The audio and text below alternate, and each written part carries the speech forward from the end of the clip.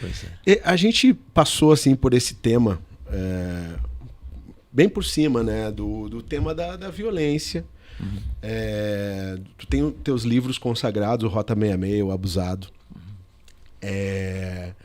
e que são temas, né, que tratam da violência policial, do crime organizado. E esses livros eles já têm um tempo da sua publicação, né? Sim, sim. 2 perguntas dentro dessa, assim. O que mudou de lá para cá? E quantas ameaças de morte tu já sofreu ao longo dessa trajetória? Tu lembra? Eu não gosto de lembrar. Não vou dizer que são muitas. Não gosto de contar. Mas basta uma para acabar com você, né? Então, uma já é demais. Sociedade civilizada, sociedade altiva, não deve pensar nisso, né? Acho que a arma é um instrumento que dá poder aos covardes.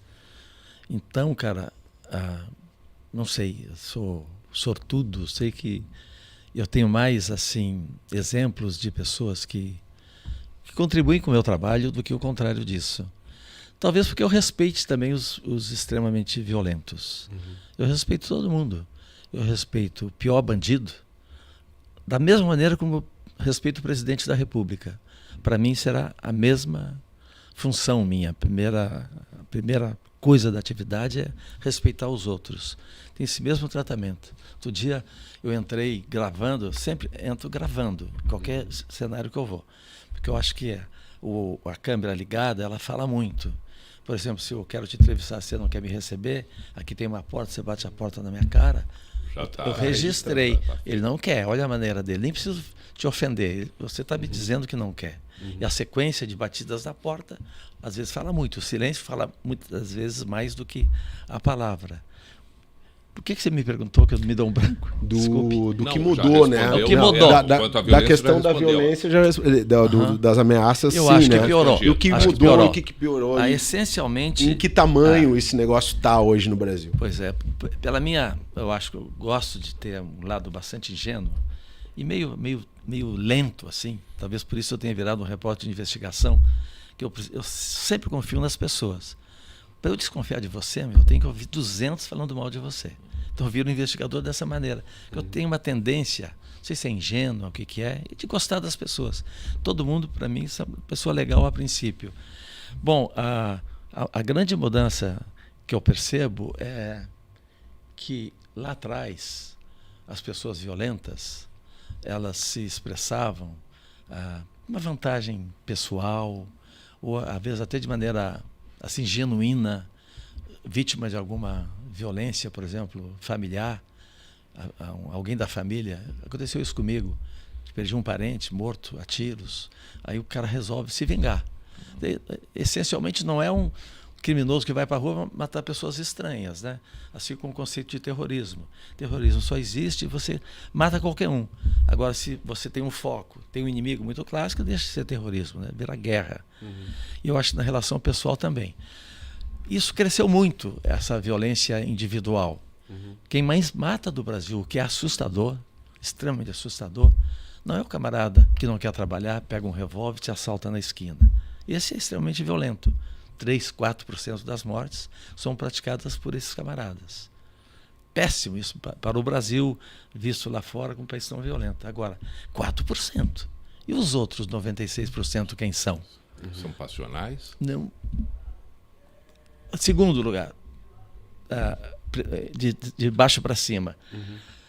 A polícia, que tem o dever de garantir segurança para a gente, no caso do Rio de Janeiro, chega a ser responsável por 32% das mortes. Foi lá durante a invasão federal, Braga Neto, que hoje está preso, era o invasor, era o interventor.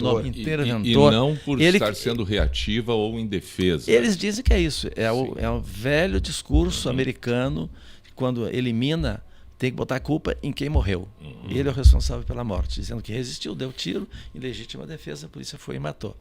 Só que quando ele chegou era 20%, passou para 32% e não baixa disso. Em São Paulo, hoje, ano passado, foram 700 mortes. Qual polícia do mundo mata 700 pessoas?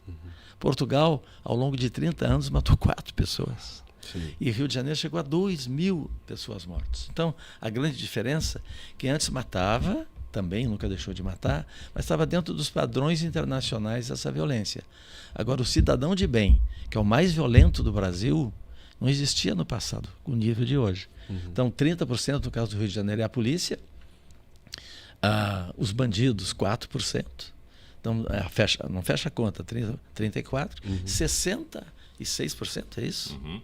É o chamado cidadão de bem, que compra arma supostamente para defender do bandido e pega essa arma e mata o filho, mata o vizinho, mata o motorista de táxi que discutiu. E essa grande diferença do passado. E a segunda é que os idealistas da violência, os que propagam a violência, chamada bancada da bala, por exemplo, é um exemplo, eles descobriram, é muito triste falar isso, acho profundamente triste, que matar ganha voto. Essas políticas, esses secretários de segurança, governadores que defendem a violência, eles sabem que isso, infelizmente, tem apoio de parte da sociedade. A parte mais conservadora, a parte mais mal informada. Você viu esse episódio recente do Rio de Janeiro, com 125 pessoas mortas, das quais 5 policiais, os outros civis. Com a aprovação do governador. Aumentou atitude. A popularidade dele. É muito triste isso, né? É verdade. Quando a violência vira solução, a gente... E pior que não resolve nada. A violência, no dia seguinte daquele massacre, é exatamente a mesma. Nada.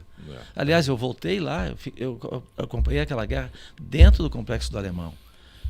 Todos os dias. No dia seguinte àquela violência, os jovens estavam todos lá armados, com metralhadora de sempre. É mais ou menos como no filme Cidade de Deus, né? Tipo, acaba uma turma, mas já vem a outra e já está todo mundo pronto e treinado. Um belo filme, né? Um belíssimo filme.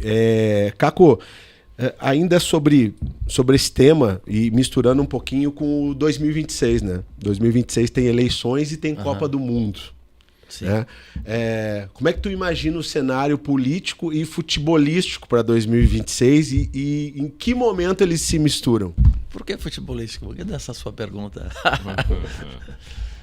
Cenário futebolístico?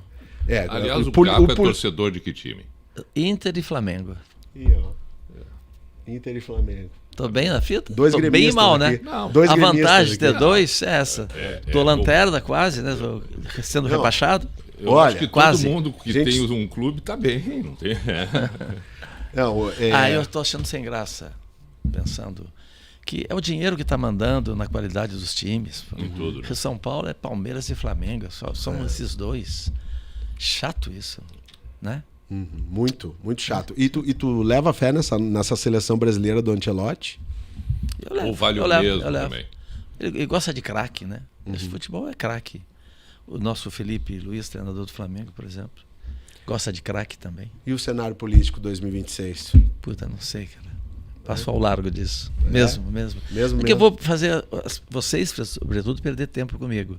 Porque eu não estudo, não pesquiso como deveria. Mas isso é questão de sentimento, de feeling. Eu sempre desejo o melhor para as pessoas pobres do Brasil, que nós temos 90% da população com renda inferior a 3 salários mínimos. 80% desses 90% com renda inferior a 1 salário mínimo. Então, quando eu penso em política, qualquer líder político que não pensar na maioria, para mim, é desprezível.